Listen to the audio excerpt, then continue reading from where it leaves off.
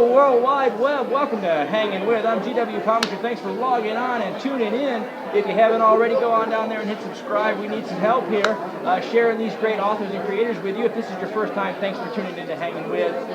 We want to start off with a quick shout out to our friends at Something Unique Magazine. That's someuniquemag.com. And we send another special thanks out to our friends at AwesomenessTVNetwork.com. Thank you for sharing these creators and these authors all over the World Wide Web. We really appreciate it. We are at the O'Galley Art Festival in historic downtown O'Galley in Melbourne, Florida. We're at the Civic Center. Authors for Authors Committee set this wonderful event up and invited us in to go ahead and interview some authors and creators. Dr. Valerie Allen, Holly Fox, Bella Coop, and Marshall Franks. Really thank you guys for having us in here. We are here in what should be sunny Melbourne, Florida. It's a little cloudy out there today. And we are hanging with writer and creator Saunnie Lee. Her book is Umbrella on the Floor. And is this your first book? This is my first. It's your first book. And thank you very much, Saunnie, for hanging with us today. Thank you. It's a pleasure. And how's it going here at the thing? It's wonderful. It's wonderful. Meeting some really great people and authors, potential customers. Readers, that's right, readers. It's always nice to meet readers and see what they're looking for out there, isn't it? Now, you and I were talking before the show started. You have kind of a special inspiration for this book and for its title, Umbrella on the Floor, and there's kind of a little hitch to finding it out there in the world. So why don't you tell us a little bit about that? Well, you'll have to look online because about every other time I try, I find it. There's an adage, and it goes, an open umbrella on the floor, and someone in the house will be murdered. Do not leave any open umbrellas on the floor, ladies and gentlemen. It doesn't work out well for you. Okay, so, and that was an inspiration for an entire book and an entire... now you have another book that you're thinking about writing. So I have another book that I hope is out by the first of the year. Oh, wonderful! Well, tell us a little bit. We'll jump into Umbrella on the Floor and kind of where your characters are going and what you want your readers to know. Without, we don't want to tease them too much. We want them to go buy the book. Okay. Okay. Give a little teaser though. All right. My book starts with Karen Gallagher, and she was a CIA agent in the Army. Her mother is ill. A lot of things. She resigned. She's a warrant officer. She resigned. She comes home to Brevard County, meets up with her old love, although he went another direction, and he stole a boatload of money from a Central American cartel. So literally a boatload of money. Yeah. Boatload. He had the choice between the drugs and the money, and by the time they got the money in, there wasn't any room for the drugs. Got to Miami as planned, and his partner got killed. They were right on their trail. He made it up to Brevard County where he was born. He hid the money and was making plans to get it, do whatever criminals do with it. Yep. Except he got murdered. Which wasn't a very good day for him. It was not a good Not day. a good day. You got, that's a lot of work to go through just to end up murdered. Yeah. Yeah. And now Karen, everybody thinks she knows where it's at. They were raised on the end of Merritt Island when it was still citrus farms all along, and they were raised together. They went all through those little sand islands around there, and that's where the boat was found, empty. What a wonderful way to write the local area, too. It is. Oh, you can find, if you're from the area, you'll find the places. Actually, if you're not from the area, you come down and look in the book, you'll find them. So before you plan your trip to sunny Melbourne, Florida, because we've got some fantastic beaches, you make sure you pick up Umbrella on the Floor, and she'll give you some places where some things might have happened or they might not have happened. We don't know. So tell us a little bit now about how you started. This is your first book. It's my first book. And so how did you start writing and publishing? What inspired you to do that? I've written all my life because there weren't computers when I was growing up. Amen. And I've been a resident of Brevard County since 1969. Before that, I originally came from Ohio, and when they built the interstate, I left. So all my friends were either left behind or started moving on themselves, you wrote. Very nice. So I love to write. I tried, and when I retired from the Army, I came back home and started with the Space Coast Writers Guild. And I got the book finally after years finished. Now it doesn't take me that long to write the next one. It takes me about a year now. The first one takes a little while. That's right. Yeah. And that's wonderful. That's fantastic. Do you have any writers out there that really inspire you?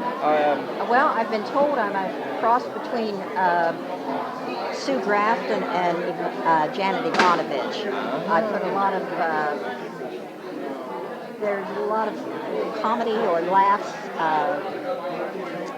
It's good. between my characters. Yeah, no, that's good. That dynamic between characters, it really does help us to suspend our disbelief and to believe they're real people, because that's how we talk. Yeah. Yeah. We're not rehearsing. When I write my characters, the first thing I try to do is get in that character's head and say, okay, what would you really say?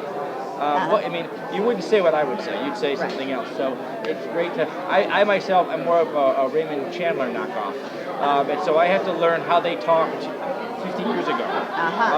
It's a little bit harder. And, it's in my mind. Before I move on to the next question, I just want to say publicly, thank you very much for your service. Thank you. And as a fellow Army brat myself, that's why I was saying I'm thank an old, you. That's right, I'm an old 11 Bravo myself, so I got a lot muddier probably. But without you guys doing your thing, I'd have never got paid.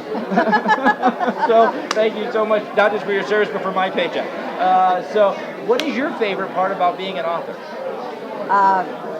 The writing. I get so involved with it and the characters. And with my second book in this series, I know Karen and I know Rick. I know her sister. I know the family so well that it just comes out of me. That's amazing.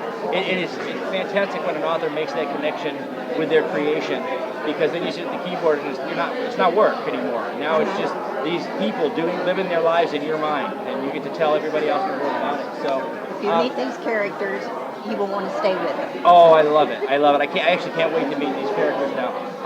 And you've been coming to many conferences and book signings and things like that since you got started? I've done several book signings since I've got the book out. What's the coolest part about it? Meeting people.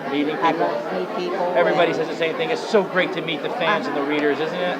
And to hear their take on your characters sometimes. That's fantastic to me. And you do have an ongoing project. You have another book coming out that you I have two books. Two, okay. One is the second in this series that I want out for the end of the year. Wonderful. The other one is doesn't have anything to do with it. It's called I Died Last Night.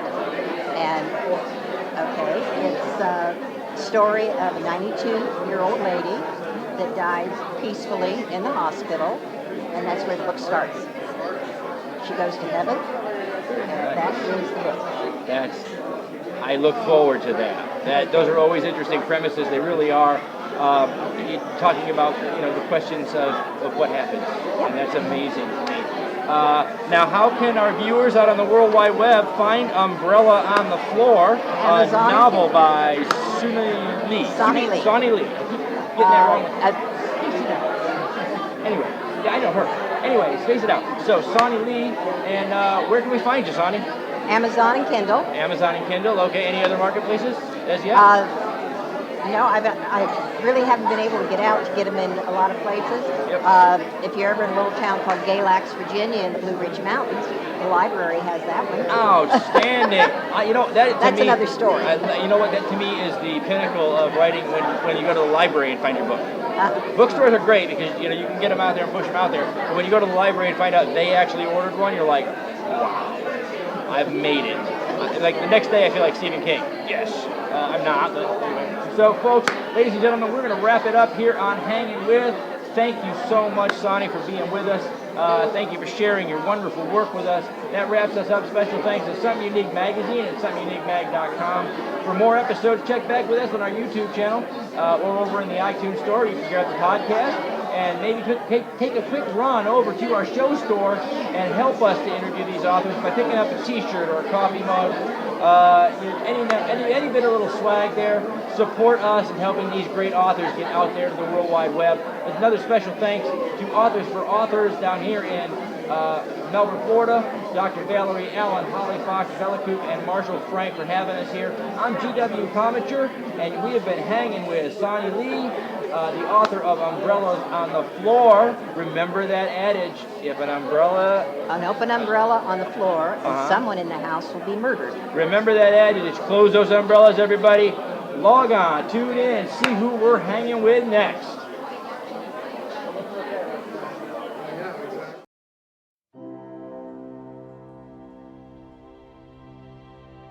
I think there's something that we all have in common.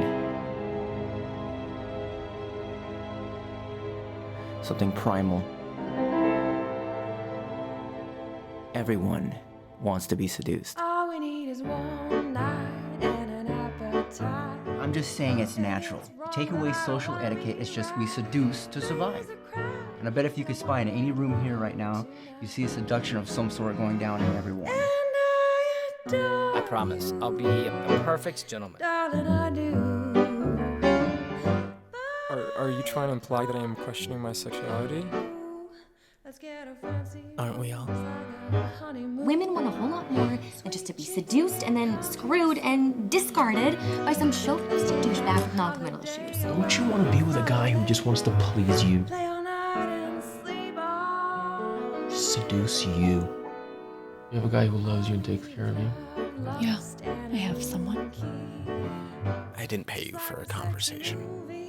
She said, are you a prude? It's time You know we gotta be the most passionate couple ever. I know.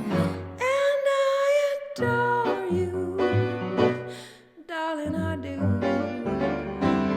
But I implore you. Do you love me? Let's get a fancy room. Of course.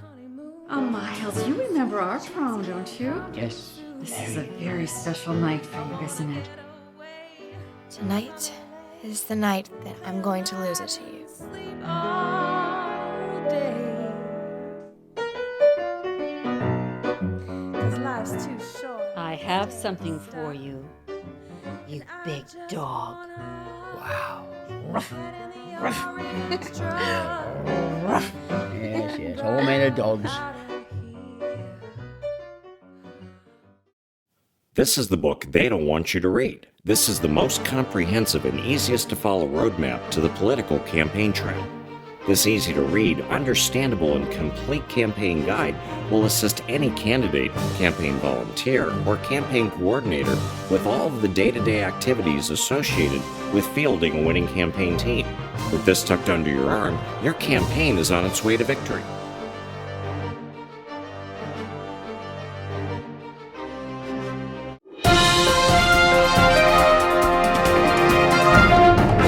Hello, World Wide Web. Welcome to Hanging With. I am G.W. Pomichter. Thanks for logging in and tuning on.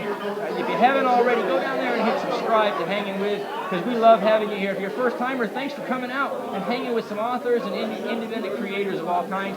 We want to start off with a shout out to our friends at Something Unique Magazine. That's somethinguniquemag.com. They've been sharing all over the World Wide Web these great authors and creators. Also, our friends over at Awesomeness TV. That's awesomenessnetworktv.com. Thanks for sharing these creators with the World Wide Web. We are here at the 8th annual O'Galley Art Festival in historic downtown O'Galley in Melbourne, Florida. We want to do a special thanks to the Author for Authors Committee, Dr. Valerie Allen, Holly Fox, Bella Coop, and Marshall Frank for having us here and letting us talk to their authors. We are, again, here in what should be sunny Melbourne, Florida. A little overcast out there today, a little chance of rain, but come on out anyway if you're on the World Wide Web and you got something to do. Come on over to the 8th Annual Arts Festival. And we are hanging with writer and creator Vern Blanchette of Safe Schools Now, Arming America's Teachers. Welcome, Vern. Welcome to the show. Thank you very much for having me. With us. No, it's great to have you here. So, how's the show going for you so far? I love it. It's going good. We're getting a good flow of people through here, and I get lots of people stopping and having a conversation with me, which is what And I that's want. the best part of being a creator at one of these events, is getting to talk to readers and create future readers if we can. And so let's talk about Safe Schools Now, Arming America's Teachers. What are we talking about? Okay, well, this book originated because of the Sandy Hook Elementary killings. Yes, sir. I was very upset by that, and so I spent 2 years researching shootings in schools, and I figured out what I think is the solution for that, and that's what my book, Safe Schools Now, is about. Okay, well, we're not going to tell them what the solution is yet because they got to read the book. We haven't to buy the book, right? Yeah. But so in your research, what we're kind of this must have been a really transformational research process for you because this is a pretty heavy subject. It is a heavy subject, and a lot of people don't even want to deal with it. I ran into that at the fair here, where people don't even want to stop and talk about it because it's such a difficult topic.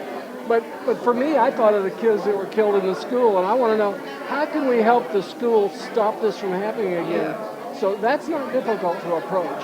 And it is a timely conversation no matter what because we see it happening now. Yeah. What made you sit down and decide you were going to write a book on the subject? Well, I've been a writer for years. I've written a couple of science fiction stories, and I thoroughly enjoy writing. Plus, I've had some training in civil defense and things like that. So it was just a natural to start into it. And once I got the idea, I went on with it. The book contains 4 short stories. Okay. One is an elementary school attacked by a lone killer. I repeat this story with the school teachers armed and show you the difference. Okay. The second story is a story of a school attacked by 5 terrorists. And then I repeat the story later in the book where they accidentally get into an armed school, and I show you what will happen. Now, that's the beauty of it with an armed school. The terrorists won't attack an armed school. So I had to kind of fake the story so that they do that so I could show you the difference between an armed school and an unarmed school.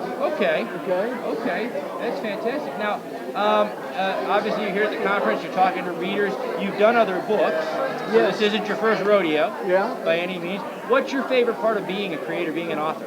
Oh, there's a pleasure that comes from writing when the words flow, particularly fictional stuff. When I'm writing fiction, sometimes I'll get into the story and it'll just flow through me like it's not even me writing. And there's a pleasure. You know how runners get an endorphin pleasure at the end of the run? I get that when I write. So that's awesome. part That's of amazing. Yeah, it is. It really is. And you said you had a couple of science fiction books out there? Yeah, nothing published. This is the only one I've published. That's the only one you published? Now, how are you doing? First time published. How's it going? Oh, I'm not selling very many books because they're a very narrow topic. They're not like a romance where all the women would be interested. I try to approach teachers. In fact, at the fair, I'm giving the book away free to a teacher because we need to get the word out there. Yes, sir. In our state, the Democrats have blocked the arming of teachers, and the teachers' unions have even put it in the contract that teachers can't be armed. So we're fighting an uphill battle to try to protect the kids. Okay.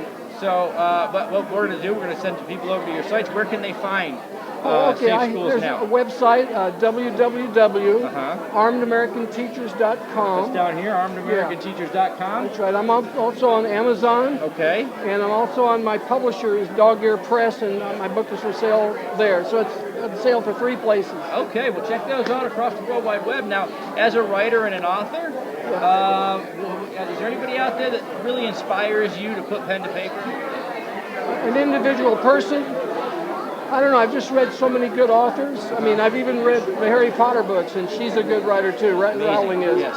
So I think it's just the whole background of learning to write and studying English in school. Very good, very good. As a first-time published author, you're still on a learning curve, obviously. Oh, yeah. Are you learning something new every day? Yeah, that's why I come to these conferences. Yes, absolutely. That's fantastic. Now, one of the best things I did was I went to a Christian Writers Conference at Lake Yale, Florida, and I learned more there than I've learned anywhere else. That was really good. Amazing. And so, what's the coolest thing so far that's happened to you since you've been a published author? I guess just meeting people, getting out and meeting people. I'm a retired man, and when you're retired, you tend to sit at home and drink tea on the porch. I had a friend once that told me if you sit down in your rocking chair after you retire, the arms just wrap around you and you never want to get up again. There's some truth to that, yeah. And so that's why we keep busy, right? So, and just good. meeting you and doing this. That's fantastic. you have other projects out there that you're working on. Yeah. What's coming up? We're going to look for stuff now. After they read Safe Schools Arming American Teachers, they're going to go looking for Vern Blanchette. What are they going to find? Okay, it's not published yet, but I have a work that is basically almost finished. It's almost ready to go to the editor, and it's called How to Survive a Terrorist Nuclear Attack in a Large City.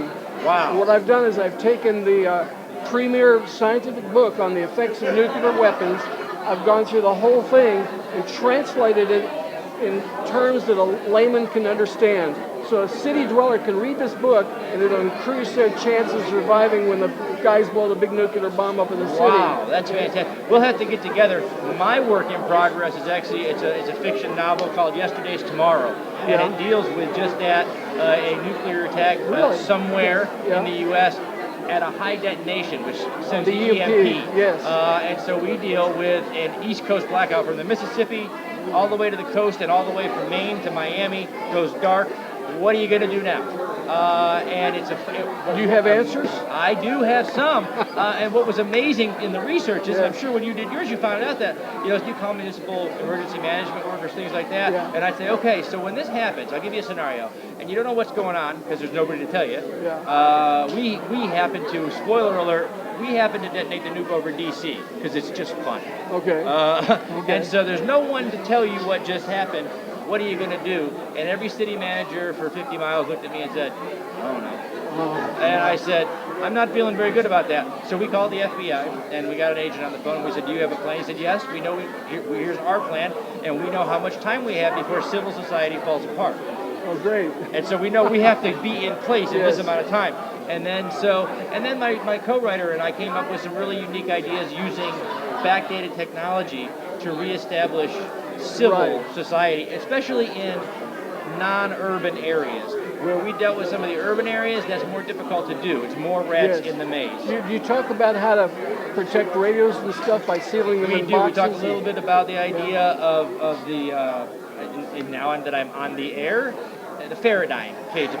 Yes. And we talk about that. We also talk about finding unused technology, things like batteries that have been left alone a long time in the back of the garage and charging them and using them. So there's some great stuff in there, we think, and I'd love to read yours too. Describe your protagonist. Actually, my protagonist is two guys. They're the heads of two families here in Melbourne.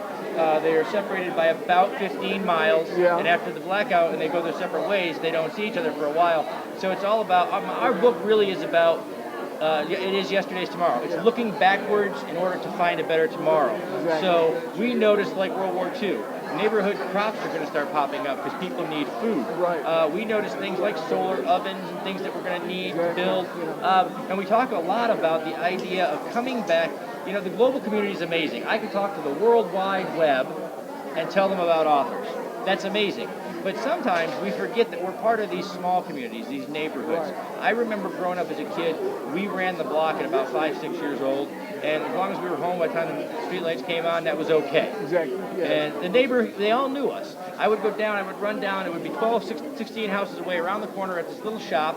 The shop owner used to keep candy in a jar on the counter. When the kids came in, they couldn't buy anything. He'd give them all a piece of candy. And we haven't lost that. It's there somewhere. The problem is that we've forgotten how to connect with that. So our book really talks about that individual family experience and connecting with your family. I have a family myself. My son is in Alaska. My other son is in Oregon. I would lose contact with them. And we talk on Facebook, we text message. We'd be back to old school, writing a letter. And those letters could take not just days the way they do now. We all complain about the post office, but mail used to take a lot longer. It used to take weeks instead of days. And so we deal with how you would reassimilate into... That's right. And it won't happen. Because I tell people all the time, America has a plan for a lot of things. But what we don't know as individuals is that it's not going to be how the government falls apart, because it's not going to. It's not going to be those things. What's going to get us is going to be the fact that we don't know what our grandfather knew. We wrote it down, and we stuck. Are you teaching in that book about those things? Yes, that's what we talk about. Great. In those things. We hope to. Well, anyway, I wish a lot of success for you. Thank you. They tell me I am running out of time. We could talk all day. Okay, so we've been hanging with Vern Blanchette, the author of Safe Schools Now, America Arming Teachers. I'm told we're out of time. I'm told we were out of time quite a while ago. Thanks for hanging with us. Thanks for hanging with Vern Blanchette. Before we wrap it up, let's thank Something Unique Magazine again for sharing this extra long interview. And for more episodes, you want to check back on our YouTube channel. So come on over here to youtube.com/user/Garrett Pomichter and watch Hangin' With. Or go over to the iTunes store and grab the podcast. You can't do that. Take a quick run over to the Hangin' With store at cafepress.com/hanginwith. Buy a t-shirt, buy a coffee mug, buy a ball cap. Do something to help us support these great authors and these great artists that are out there. Thanks again to Authors for Authors Committee, Valerie Allen, Holly Fox, Valaku, Marshall Frank, and the O'Galley Civic Center here in downtown O'Galley. I'm G.W. Pomichter. If you didn't know that already, you've been hanging with Vern Blanchette, the author of Safe Schools Now, Arming American Teachers. You can find him on Amazon. You can find him at armedamericanteachers.com, and you can look for him all over the World Wide Web. But most of all, you can find him here on Hangin' With. So subscribe, log on, tune in, and see who we're hanging with next. It's been a pleasure.